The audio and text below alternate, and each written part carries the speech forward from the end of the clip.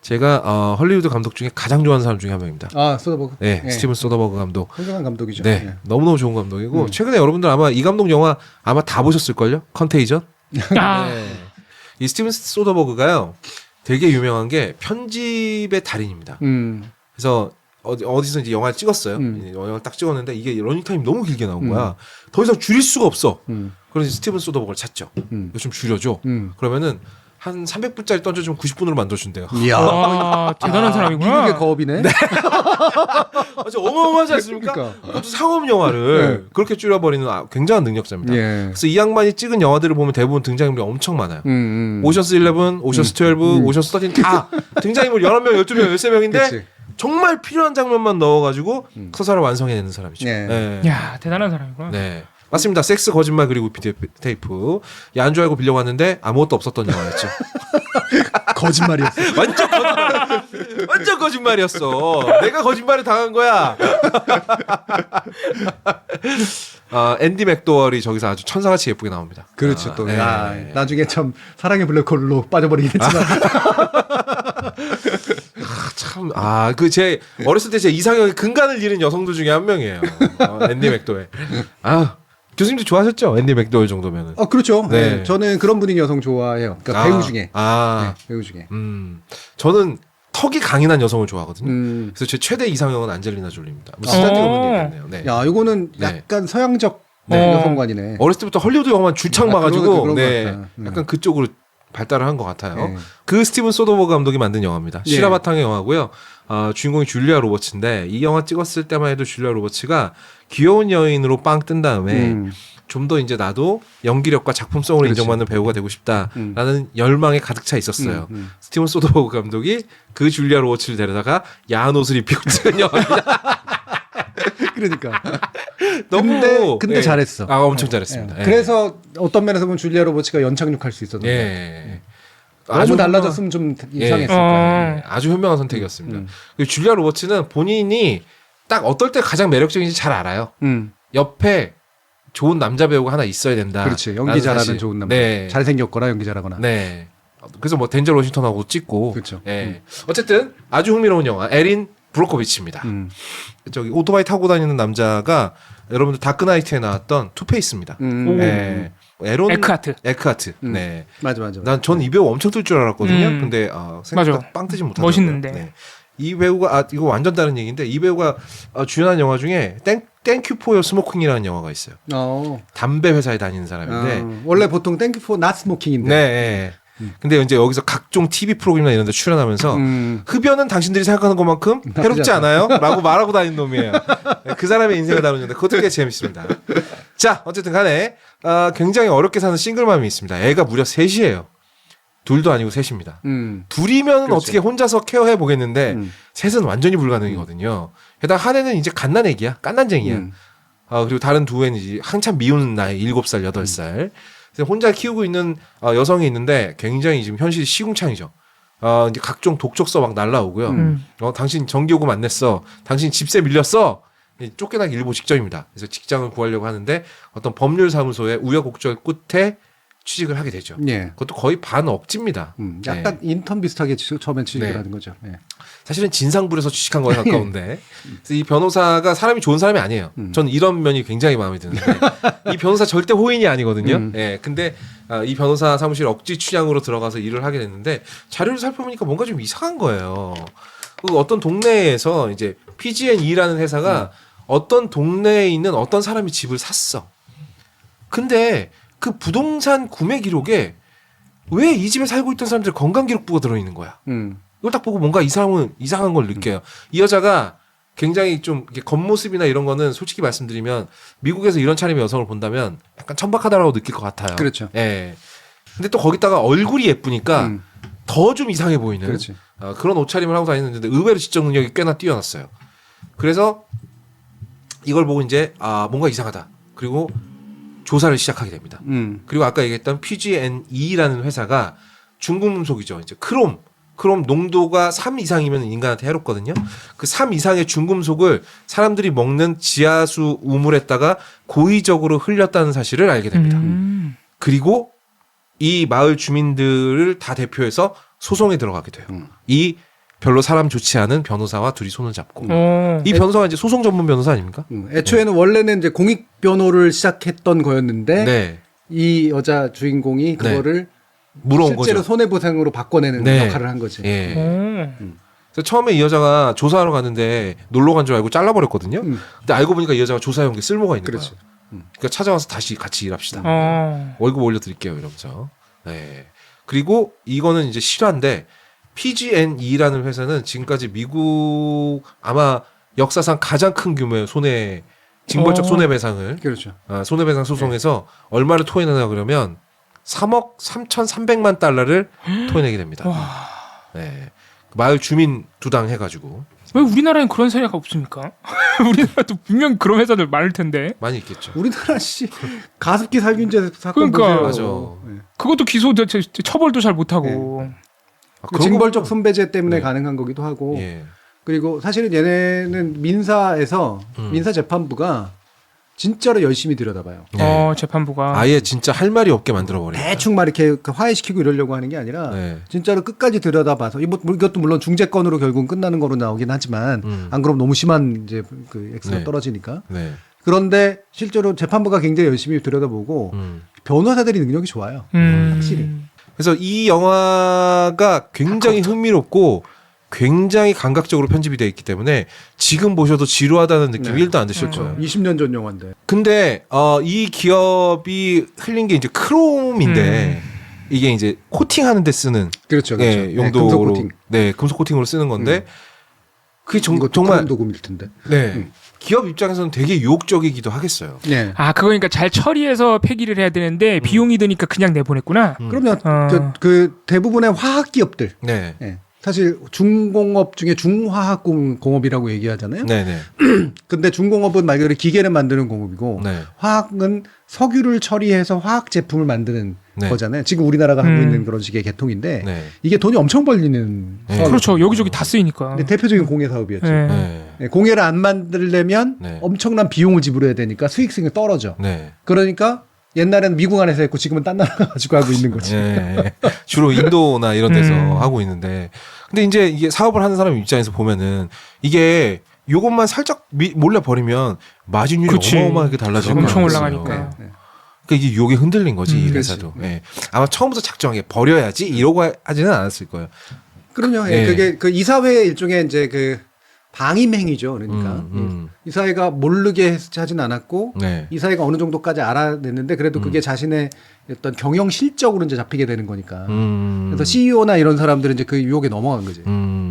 그래서 이 회사가 어떤 방법을 쓰냐 그러면 근데 진짜 비겁한 방법을 쓰긴 합니다. 주민들을 모아다 놓고 설명회를 해요. 설명을 해서 이 주민들의 머릿속에 일정 수준 이상으로 올라가지 않은 크롬은 오히려 몸에 좋아요라고 얘기를 합니다. 와. 네, 우회할 뿐만 아니라 오히려 면역력에 좋습니다. 이런 식으로 얘기를 해. 오염수 방류랑 똑같네. 그렇지. 똑같네. 그러면 이름만 달라지고. 교수님 왜 이 영화 골랐겠어? 그런 거구나. 근데 왜 이거를 하느냐? 1년 동안 소송을 하지 않으면 나중에 소송하기가 어려워지거든. 그러니까 1년 동안만 가스라이팅을 해놓는 거야. 그 뒤야 알게 뭐야. 그래서 모아가지고 이 사람들 병원비도 내주고 혹시 몸 아프신 분 있으면 저희가 병원비 내드립니다. 병원비 내주고 이게 설명회 열어가지고 또 설명회만 했겠어요. 먹을 것도 나눠주고 막 이랬겠지. 회유를 했겠죠. 네. 싼 값에 넘기려고 한 거지. 네. 그리고 이제 그 손해배상이라고 하는 건 아는 그 사실을 안 날로부터 일정 기간 안에 손배가 일어나야 되기 때문에. 네. 네. 네. 그러니까 어쨌든 알려는 줬고 그렇지. 그 다음부터 1년 버티면 끝나는 거거든. 그렇지.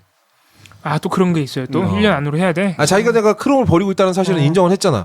그리고 그 마을 사람들이 그걸 인지했잖아. 그 1년 안에 이후로 소송 안 되면 약간, 무효라니까. 그런 게 있구나. 기간이 또. 그래서 이제 에린 브로코비치라는 사람이 이 사람은 원래 문화 자본을 향유하지 못한 사람입니다. 네. 키치한 사람이에요. 이 사람이 직접 그 시골 마을을 다 돌아다니면서 사람들한테 당신들이 지금 속았다는 거 알려주고 우리가 대신 소송을 진행할 거다. 근데 여기서 되게 중요한 장면이 있습니다. 변호사가 직접 와요. 돈이 된다는 생각이 드니까 직접 온단 말이죠. 마을 사람들 대표로 모아놓고 여러분들 PG&E한테 엄청나게 받을 수 있어요. 근데 그 중에 한 명이 그러면은 변호사 선생은 얼마를 받는 거예요? 라고 하니까 제 수당 저도 깜짝 놀랐어요. 제 수당은 보상금의 40%입니다라고 얘기해요. 네. 그렇죠. 성공 40%? 음. 그럼 1억 달러 받으면 4천만 달러 가져가는 거잖아요. 원래 그 정도 받습니까? 그럼요. 민사소송에서는 이기는 게 무조건 중요하니까 지면은 하나도 안 받거든. 오, 그걸로 그렇구나. 버는 거예요. 미국이란 나라는 그냥 다 도박이네. 특히 집단 소송의 경우가 이런 경우들이 훨씬 많아요. 집단 소송은 집단은 되게 많고 네. 변호사는 대리 변호사는 이제 물론 팀으로 하는 거긴 하지만 네. 협업을 해야 되니까 네. 여기가 몇 년을 매달려야 되거든. 그러니까 이 보수가 미국 관점에서 보고 그렇게 작은 보수도 이렇게 큰 보수도 아니야. 적절하군요. 위험 비용이 크구나. 네. 아니 근데 기본적으로 이 변호사는 호인도 아니지만 나쁜 사람도 아니에요. 네. 평생을 이렇게 피해받은 소비자들 입장에서 기업 소송을 진행해 온 사람이고 네. 그 와중에 자기 저축액은 100만 달러로 하는 걸로 봐서 이렇게 깎아주고 이런 사람은 아니지만 이런 게 내가 네. 이것도 되게 중요한 얘기를 하고 싶었던 거야. 이게 네. 위선이야 위악이야. 맞아. 그러니까 이게 악이야 선이야. 저는 그냥 자기 할 일 하는 거라고 잘 봐요. 이겨주면 되는 거 아니에요? 그럼요. 그렇죠. 여기에 대해서 우리나라 공익변론이나 이런 거 할 때 또 지나치게 막 맞아. 비싸게 왜 돈 받는다, 받냐는 뭐, 등 예. 막. 인권 변호사 왜 그러냐는 등 또 시민사회 단체가 또 일 맡길 땐 또 그래요. 당신 우리한테 너무 비싸게 받는 거 아니냐라는 우리 가난한 단체인데 이러지 말라니까요. 맞아. 그러니까. 경제적 관계는 경제적 윤리가 통용돼야지 인간적 윤리가 통용되면 안 돼요. 네. 변호사는 일을 잘하는 게 최고지. 맞아. 일자리에서 이기는 게 최고지. 지면 빵인데. 그럼 대신 변호사 윤리는 뭐야? 응. 이 의뢰인의 이익을 최대한으로 생각하는 거지. 네. 이게 변호사의 윤리지. 그리고 수수료 처음부터 투명하게 밝혔잖아. 그럼. 그럼 뭐가 문제야? 싫으면 안 하면 되잖아. 네. 그게 민주당 변호사면 또는 공화당 변호사 이렇게 뭐가 중요하냐? 네. 정치적인 성향 뭐가 중요하냐? 네. 그렇잖아. 그래서 이제 근데 뭐 당연히 이제 영화니까 이건 극화로 만든 영화니까 에린 브로커버치 개인에 대한 얘기도 많이 나오고요. 근데 그렇게 예뻐도 되게 거기서 마음 아픈 대사가 있어요.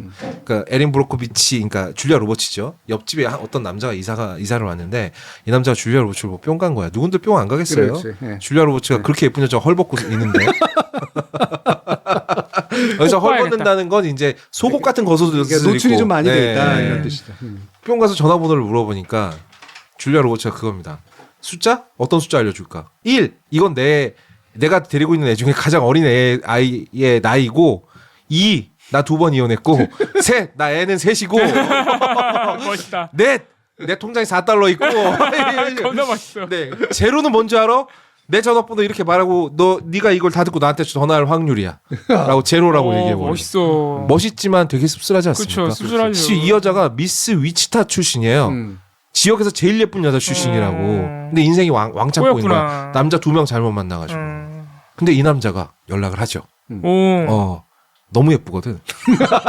그 남자는 그래서 이 남자가 애 3명을 케어해주는 바람에 이 여자분께서 이렇게 엄청난 일을 할 수 있었던 거죠. 네. 그러니까 난 이런 캐릭터도 다 좋아. 그러니까 사람을 지나치게 선인화시키거나 악인화시키지 않거든. 그러니까. 현실의 인간들은 다 이렇거든요. 그렇죠. 맞아요. 네. 그러나 에린 브로코비치 역할을 하는 이 여자가 똑똑하고 예쁘고 정의롭고 이러면 네. 좋겠냐고. 재미없죠 그러면. 그러니까 네. 그냥 약간 무식하기도 하고, 네. 그렇지? 하지만 열정을 가지고 있고, 근데 하다 보니까 나하고 비슷한 인간들이 고통받는 게 너무 자기는 싫은 거고, 네. 일을 잘해서 뭔가 성공하고 싶고 그런 욕망들 아니에요, 결국에. 네. 그렇죠? 네. 그 과정에서 인간적인 유대도 싹 트는 거고, 네. 그렇죠. 그다음에 옆에 있는 옆집 남자도 이쁘니까 좋아하는 거 아니야. 그렇습니다. 근데 좋아하다 보니까 인간적인 정도 쌓이고, 그러니까 도와줄 수 있는 거고 네. 이런 거잖아요. 또 인간이니까 도와주다가 지치고. 그렇지. 네. 이게 인간이거든. 이게 네. 선인과 악인의 문제가 아니라는 거지. 네.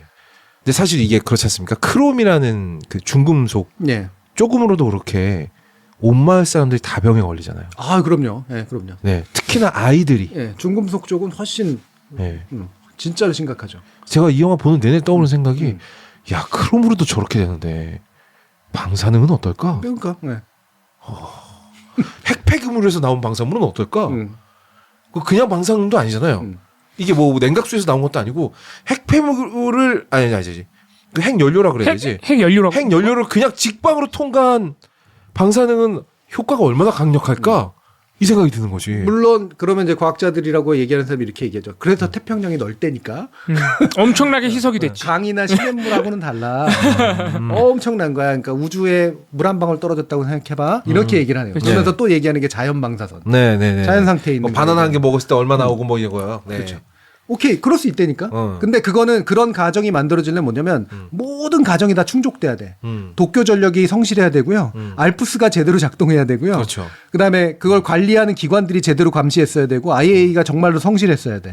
그리고 매번 나오는 폐수를 계속 검사해서 샘플만 검사하는 게 검사해가지고 다 검사해야 바로 돼. 보여야 돼. 다 검사해. 그거 그러면서 불가능합니다. 내려가야 되거든. 이런 식의 전제 조건을 선택하고 나서 그것도 태평양 전체로 퍼져야 성립될 수 있는 이론이거든. 가정이 몇 층입니까? 네, 이게? 그러니까. 네. 이거를 우리가 우리의 위험을 감수하고 이걸 과학이라고 받아줄 이유가 있냐니까. 네. 실험실에서 하는 얘기들을 왜 맞아. 우리가 받아줘야 되냐. 근데 미국 기업은요. 그러니까 물론 PENG도 잠깐만 PG&E도 소송까지 가지 않기 위해서 진짜로 소송까지 갔다가 정말 천문학적인 액수를 때려 맞을 테니까. 근데 걔네도 끝까지 뻗댈 수 있지 않았을까요? 있었죠. 다양한 공작을 쓸 수도 있었고요. 네. 네. 그리고 사실은 더 중요한 게 이제 그 민사소송에 참여하고 있는 집단소송에 참여하고 있는 사람들을 네. 사실은 현타가 오게 만들 수도 있었거든요. 그거 흔들기 생각보다 쉬울 것 같은데. 그럼요. 네. 변호사는 저렇게 많이 가져가는데 맞아. 집단소송이 힘든 게 뭔지 아세요? 이길 것 같은 게 확실하지가 않은데 얘네들이 떠먹여주는 어떤 이익이 훨씬 괜찮은데 네. 이길 것 같지 않은 소송을 몇 년을 기다려가지고 결국 이겼어. 오케이. 와 했더니 몇백 명이 나눠가지니까 얼마 안 돼. 맞아. 진짜 이렇거든요. 내가 팔자 고칠 줄 알았거든. X는 아무리 커도. 네. 그래서 집단소송이 잘 안 이루어져요. 그거를 비용도 사실은 원래는 대부분은 비용을 내니까 우리나라 같은 경우는. 네. 처음에 이런 식으로 착수금 안 받는 경우는 거의 없고. 그러니까 많이 가져가는 거죠. 걔네들이. 그러니까 이거를 집단의 대우를 유지하는 거 정말 어려운 일입니다. 그렇지. 근데 이 마을 사람들이 저는 솔직히 말하면 굉장히 순박한 사람들이었기 때문에 가능한 게 아니었을까. 뭐 에린 브로코비치의 또 역할도 굉장히 컸었던 거고. 어쨌든 그래서 이 이제 마을 사람들에게 굉장히 친밀감을 얻습니다. 그리고 또 하나 인상적인 장면이 이제 다른 법률 회사랑 조인을 하게 돼요. 근데 거기서 나온 사람들이 삿된 말로 이제 이 에린 브로코비치의 야코를 죽이려고 깔끔한 정장을 차려입고 와서 그래요. 당신 조사한 거 잘 봤는데 아무래도 이 법을 배운 사람이 아니라 잘 조사가 잘 안 돼 있어라고 얘기하니까 야 에린 브로코비치가 눈도 안 깜빡이고 전화번호가 궁금해? 누구 전화번호가 궁금해?라고 물으니까 대박. 대박. 그래서 그 중에서 한 명 찾아가고 이 사람 전화번호 뭐야? 그러니까 그 사람의 인적 사항과 라이프 스타일이 다 읊어버립니다. 그 자리에서. 아 저런 게 실력으로 누르는 장면이구나. 그렇지. 네. 누구를 작사를 내버리려면 그러니까 저 정도의 자신이 없으면 작사를 내려고 하지 말고 작사를 내려고 마음을 먹었으면 저 정도는 해야 되는구나. 그 다음부터 계속 눈치를 봐요. 네. 이거 되게 대인관계에서 되게 중요한 겁니다. 이거. 그 다음부터 그 잘나 빠진 양반들 그 소위 이제 막 그 아이비리그 출신들 막 이런 법조인들이 와가지고 에린 브로코비치한테 눈치를 슬슬 봐요. 무서운 여자거든. 무섭거든. 말도 막 욕 막 진짜 F 워드가 막 수지가 막 실수시키고 진짜 F 워드 해가지고 재판 네. 망치고 그랬었잖아요. 네. 그래서 이게 전체적으로 굉장히 입체적인 인간을 그리는 성공한 영화입니다. 아주 재밌어요. 여러분 꼭 보시기 바랍니다. 아까 저기 황희두 씨 왔다 갔거든요. 지금도 있어요. 네, 아직 아니 네. 이거 아예 사무실에 왔었어요. 진짜로? 왔었어요? 저한테 상담도 하고 얘기도 나누고 그러려고. 이게 네. 그래서 본격적으로 쓴 책 저한테 주면서 거업님한테는 줬습니다. 네. 그래요? 예. 소개팅 안 해도 돼요 그러면? 지금 제가 네. 황희두님이 여기 와서 네. 교수님과 길게 대화를 하고 갔다는 얘기를 듣고 지금 굉장히 지금 그러니까 멘탈 지금 굉장히 혼란스러워 충격 받아가지고 지금 대화에 집중을 못 하고 어느 순간 있어요. 갑자기 집중을 못 하더라고요. 그래서 넋이 나가 있었구나. 계속 생각하고 있어요. 왜 왔지? 계속 생각하고 왜 왔을까? 그 고민이 뭐였을까? 그 교수님 고민이 뭐였길래 방송이 더 하고 싶어요. 이렇게 깊었을까? 교수님이 그 고민 상담해주고 지금 게스트 얘기는 왜 하실지. 죄송합니다. 그래서 제가 지금 대화가 잘 안 돼요. 그러네 갑자기. 그러네. 아예 다 알아듣지를 못하네. 다음 주부터 영화 다 보고 오겠네요. 그러니까. 아키라. 황희두님 책 감사합니다. 네, 그리고요. 봉우리 팬들도 많기 때문에 리스크를 안을 필요는 없죠. 차라리 황희도를 추가로 부른다면 모를까. 네. 뭐 참고로는 우리 여기에다가 더하는 방식이나 빼는 방식은 아니에요. 제가 생각하는 건. 봉우리 고용 안정됐습니다. 고용 안정. 감사합니다. 자, 오늘 방송 여기까지 하도록 하고요. 교수님 뭐 해야 되는데 못 하신 말씀 있으십니까? 맞다. 요거 하나 알려드릴 텐데. 저기 지난번에 이제 10분 뽑아가지고 책 제가 드린다고. 책을 드렸잖아요. 네. 그거를 직접 받으신 분이 네. 내가 이걸 받아서 너무 고마우니 5사람을 위해서 기증을 하겠다고 아 진짜 와 얘기를 하셨어요. 어허. 릴레이 기부도 아니고. 그러면 또 이제 그거를 저희 대표님께서 이제 이게 저작가라고 해서 네. 인쇄를 빼고 이제 또 공급하는 값이 있거든요. 네. 예. 그래서 어쨌든 많이 팔리는 건 좋은 거니까. 그래서 그런 거로 이제 공급을 하겠다라고 아마 말씀을 나눈 것 같아요. 저하고 직접 얘기는 하진 않았는데. 야, 이러면 이제 받기만 하신 분들이 뭐가 되나요? 아니 그런 부담 주지 마세요. 아니 뭐 그냥 한 얘기야 뭐 아니 그냥 에이. 그래서 제가 아까 소담수담의 맨 앞에서는 기부는 기부를 부른다. 그거예요. 그러니까, 그러니까 우리 팬카페 분들이 사실 엄청나게 열심히 노력하셨거든요. 네. 이렇게 문재인 대통령 전 대통령한테도 보내고 평산책방에도 보내고 이번에 또 새로 보낸 거로 알고 있는데 네. 그런 거 덕분에 또 많이 알려지기도 하고 그래서 예. 근데 그거 덕분에 또 이제 또 기증도 많이 하셨는데 그걸 받으시니까 또 새로운 기증을 하시려고 하는 분들이 생기는 거 보면서 멋있네. 그렇죠. 이게 뭔가 공적인 마음을 가지면 공적인 마음을 갖는 사람들의 수가 늘어난다라는 아주 좋은 네. 예, 현상인 것 같아요. 네. 위선일지라도 네. 그러니까 네. 위선이면 어때? 그렇죠. 자, 알겠습니다. 아, 그리고 그러고 보니까 문득 생각난 게 있어요. 제가 희두 청년이 책 썼다 그랬을 때 제가 10권 사서 뿌리겠다라고 얘기를 해놓고 지금까지 까먹고 있었어요. 아이고 앞으로도 까먹도록 하겠습니다. 미약이네. 그냥 악이라니까요. 그냥 악. 희두 청년, 나 발가락 저기 부러졌어.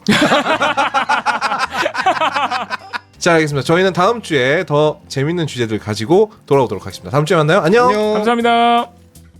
TV 스튜디오에 사람이 찾아와 왔지 않습니까?